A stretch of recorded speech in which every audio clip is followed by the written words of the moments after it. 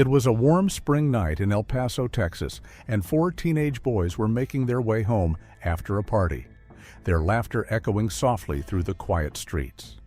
Suddenly, headlights appeared as a car slowed behind them. Moments later, gunfire erupted, shattering the stillness. Two of the boys fell, while the others fled in terror. When the chaos subsided, the streets were stained with blood, and the city clamored for answers.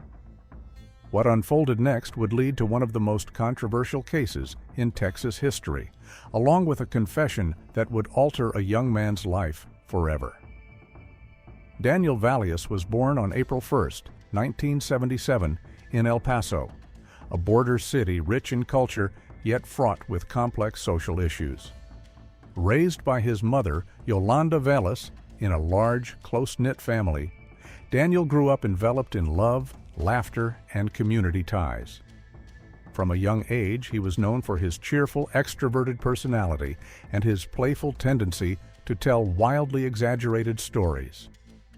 It was this light-hearted spirit that endeared him to friends, not for academic prowess or ambition, but for his easygoing charm and sense of humor. At 16, Daniel was immersed in the typical rhythms of teenage life, spending weekends at neighborhood parties, enjoying lazy afternoons on the streets, and engaging in endless discussions about music, cars, and the latest gossip. However, beneath this facade of normalcy, El Paso in the early 90s was grappling with rising gang activity. The public demanded swift justice, and the police were often pressured to deliver quick answers in high-profile cases, regardless of the consequences. On the night of April 10, 1993, Good Friday, Daniel's life took a dramatic turn.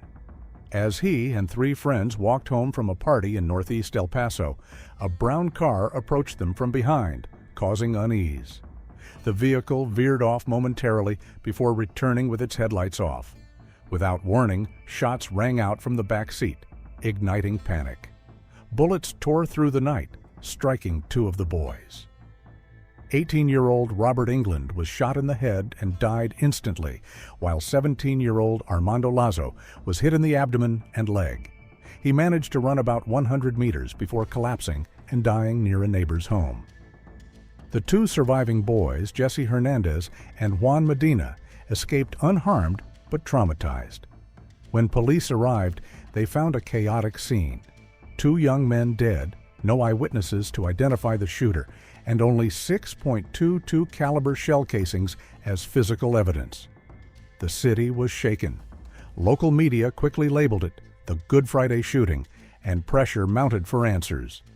With no fingerprints, no murder weapon, no DNA, and no suspects, detectives resorted to the most accessible tool in their arsenal: forced confessions. They began interrogating local teenagers with any connections to gang activity. Among them was David Rangel, who informed investigators that his cousin, Daniel Valius, had once jokingly claimed to be the shooter. That single offhand comment was enough for the police to act. On April 22nd, just 12 days after the murders, 16-year-old Daniel was arrested and taken into custody. He was interrogated for hours without a lawyer or parent present. Under intense psychological pressure, intimidation, and fear, Daniel eventually broke. He signed a written confession detailing the shooting, despite the account being filled with inconsistencies and inaccuracies. The moment he left the room, he recanted the confession to a probation officer, insisting he had lied out of fear, but it was too late. Daniel's coerced statement became the cornerstone of the prosecution's case. Despite the absence of physical evidence, he was charged with capital murder. His first trial, held in December 1994, ended in a hung jury. Several witnesses, including his cousin David, recanted their earlier claims. A forensic psychiatrist testified that Daniel exhibited emotional vulnerabilities and signs of mild intellectual disability. The jury could not reach a unanimous decision. In a second trial held in August 1995, everything changed. With the same coerced confession at the center of the case, and despite recantations, Daniel Valius was found guilty of murder and sentenced to life in prison without the possibility of parole. By 1997, all appeals had been denied. Daniel, once a spirited teenager, now faced a bleak future behind bars. Life in prison was brutal. He endured violence, isolation, and psychological trauma. Yet, through it all, he never lost hope. Behind prison walls, Daniel faced more than a wrongful conviction. He also faced fatherhood. His first daughter was born while he was still navigating the early stages of his legal battle. The details about her mother remained largely private, but years later, Daniel would admit that his absence strained their relationship, creating a painful distance he would carry with him. Despite the isolation and hardship, Daniel was never truly alone. His mother, Yolanda, remained a constant source of strength, visiting, writing, and standing by his side through every setback. Her unwavering support would prove vital in the years to come.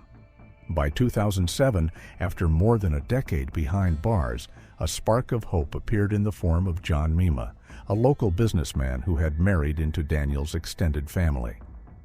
What began as a simple favor evolved into a full-fledged mission. Mima immersed himself in the case, reading transcripts, police reports, and trial documents. He quickly became convinced that Daniel had not only been coerced into confessing, but that no physical evidence linked him to the crime. Mima approached the district attorney with his findings, only to be dismissed. Undeterred, he launched his own campaign for justice, filing a writ of habeas corpus, arguing that Daniel had received ineffective legal representation at trial. The petition was later expanded to include a declaration of actual innocence, bolstered by new witness statements. Among those who came forward was Jesse Hernandez, one of the surviving victims from the 1993 shooting. Upon reading Daniel's so-called confession for the first time, Jesse publicly questioned its authenticity, stating that it didn't read like something written by someone who had actually been at the scene. In a stunning revelation, Jesse disclosed that the same detective who had interrogated Daniel had pressured him with similar tactics, threats, and fear, to the point that Jesse, a victim himself, almost confessed to a crime he hadn't committed. Daniel's cousin, David Rangel, also recanted, admitting he wasn't sure whether Daniel had been joking when he supposedly confessed to the crime years ago. Adding to the growing body of new evidence, investigators uncovered information about two local gang members, including Rudy Flores, who had reportedly threatened one of the victims weeks before the shooting. According to witnesses, Flores later bragged about his involvement. Armed with these revelations, Mima intensified his efforts, organizing fundraisers and enlisting civil rights groups to help mount a serious legal defense.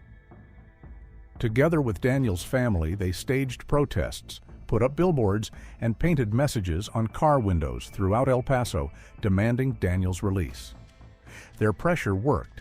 In 2011, a series of hearings were held to re-examine the case. The defense laid out the inconsistencies between Daniel's confession and the physical evidence, highlighting the questionable tactics used by the police, especially during the interrogations of Daniel, Jesse, and Juan, the other surviving witness, none of whom had ever identified Daniel as the shooter in court. A key moment came when Rudy Flores, now considered a possible suspect, invoked his right not to testify. Finally, in August 2012, a judge reviewed the new evidence and issued a recommendation: Daniel Valius should be granted a new trial. The court ruled that his confession had been coerced, that his defense had been inadequate, and that new evidence pointed to other suspects. Though the state initially appealed, the Texas Court of Criminal Appeals upheld the ruling in December 2013 and overturned Daniel's conviction. Not long after, the judge formally suppressed the confession, calling it unreliable and improperly obtained. In January 2014, Daniel Valius was released from prison on bond after spending nearly 20 years behind bars. During his time in prison, Daniel had received a letter from a woman named Amanda Faith Rodriguez, who had seen his story in the news and reached out with words of encouragement. That letter sparked a connection rooted in faith, hope, and a shared belief in second chances. After Daniel's release, the two married and went on to have 3 children together. For the first time, Daniel was able to be present for the birth of his children, unlike the daughter he had watched grow up from afar. By the time of his release, she was already a young woman in her 20s, and rebuilding that bond would prove difficult, a deep regret that Daniel would carry with him. Despite the suppressed confession and the lack of physical evidence tying Daniel to the crime, the district attorney was not finished. In a controversial move, prosecutors announced plans to try Daniel a 3rd time. This time, the stakes were even higher. Daniel now had a wife and 3 small children. He had tasted freedom and was working to rebuild his life, but he was still haunted by the shadow of that 1993 shooting and the fear that one courtroom decision could send him back to prison forever. In a powerful interview, Daniel sat alongside Amanda and their children. His face bore the weight of 2 decades lost, but his voice carried a message of resolve. He spoke with cautious hope, knowing that his family was both his reason to fight and his greatest vulnerability. The 3rd trial would be the final chapter in a saga that began when he was just a teenager. In October 2018, Daniel Valius returned to court for the 3rd and final trial that would determine his fate. This time, the controversial confession that had once sealed his conviction was no longer admissible. For the first time, Daniel would be judged without the words that had been forced from him decades earlier. Midway through the proceedings, the prosecution extended a plea offer. Legally, it would allow Daniel to maintain his innocence while still accepting a guilty verdict. In return, he would walk free. On paper, it was a tempting deal. After 4 years out on bond, Daniel had rebuilt his life. He had a wife, young children, a job, and a fragile sense of normalcy. But accepting the plea also meant shouldering the permanent weight of a murder conviction, something he had already carried unjustly for more than 2 decades. He knew that while the plea might guarantee his freedom, it would forever stain his name. In that moment of doubt, another exoneree stepped forward. Jason Baldwin, one of the West Memphis 3, who had taken an Alfred plea himself years earlier. He urged Daniel not to compromise, to take the stand, face the trial, and fight for full exoneration. Baldwin's words resonated deeply with Daniel. He made a decision. He would not admit to a crime he didn't commit. Not again, not ever. The stakes were enormous. The fear of returning to prison haunted Daniel and his wife, but they agreed that the best strategy was to let the prosecution present its case without interruption. The defense made the bold choice not to introduce new evidence or call any witnesses, not even Daniel himself. It was a calculated move. They believed the prosecution's case had no real foundation without the confession, and presenting a defense might only validate a narrative that had no business being in court. The true risk wasn't conviction, it was a hung jury. Another mistrial could drag the process out indefinitely, forcing Daniel and his family to relive the trauma once more. His greatest fear wasn't prison. It was being stuck in legal limbo forever. While the jury deliberated, Daniel retreated to a private room at the courthouse with his 6-month-old daughter. Cradling her in his arms, he whispered a promise she was too young to understand, that her father was innocent and that one day she would know the truth. After hours of waiting, justice finally arrived. The courtroom fell silent as the verdict was read. Not guilty. At 41 years old, Daniel Valius collapsed to his knees, overcome with emotion. Applause erupted from the gallery. After more than 25 years, he was not only free, he was vindicated. The jury had seen the truth that had eluded the courts for so long. Still, even in the face of the verdict, the district attorney's office stood firm, insisting Daniel was guilty and claiming there were no other suspects. Legally, however, the case was closed, and they had no grounds for appeal. Daniel had finally cleared his name. But freedom did not mean ease. Life after prison came with its own battles. Despite being exonerated, Daniel faced threats on social media and found it difficult to fully participate in his children's lives, especially at school, due to the shadow cast by his wrongful conviction. Yet again, he leaned on those who never gave up on him. John Mima, the businessman who had spearheaded his fight for justice, offered Daniel a job as a construction foreman. Later, he helped him transition into a role at a law office. But Daniel didn't stop there. He began sharing his story, speaking at universities, conferences, and community events.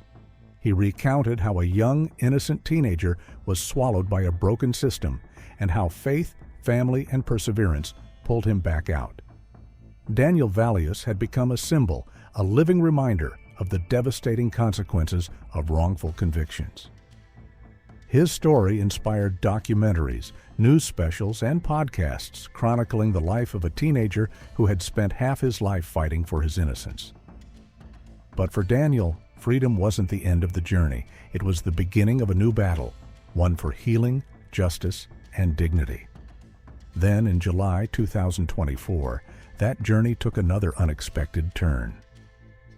On July 17th, Daniel Valius was arrested once again, this time on a charge of domestic assault in El Paso, Texas.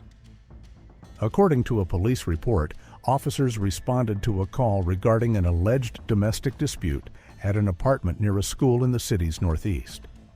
A woman, unnamed in the court records, accused Daniel of grabbing her wrist during an argument, allegedly causing her pain. Police noted what they described as dry blood and scratches on her wrist and forearm. Daniel was taken to the El Paso County Jail, but released the same day after posting a $2,500 bond.